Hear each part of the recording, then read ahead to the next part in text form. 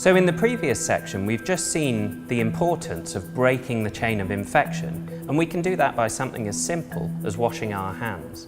But what happens if you do get a bacterial infection? Well, you have to take antibiotics. Antibiotics are drugs that specifically target bacteria. They don't kill viruses.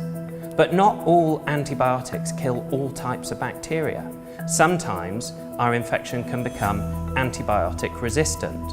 So that's why it's very important to be able to understand whether bacteria are sensitive or resistant to antibiotics before we take them. So in this session, we're going to have a look at antibiotic resistance and sensitivity against two different strains of bacteria. And we do this by using antibiotic impregnated discs that we can place on top of a lawn of those strains of bacteria.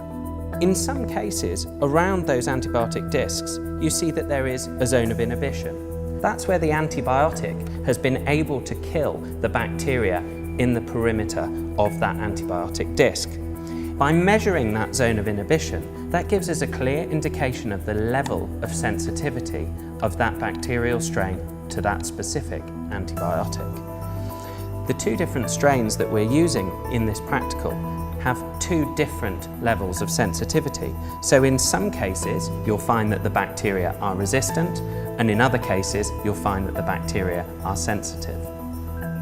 So from that, we gain an understanding of the fact that antibiotics kill bacteria. But not all antibiotics kill bacteria in the same way. Sometimes you get sensitivity, and sometimes you get resistance. So as well as the antibiotics that we've got that are available to treat bacterial infections, there are also a range of natural antimicrobials that can be used. For example, we've got a plate over here and we've got garlic, lemon, ginger and honey. Now these are things that can be found in your kitchen cupboard, and if you see the zones of inhibition, they're actually just as good as clearing an infection as an antibiotic will be.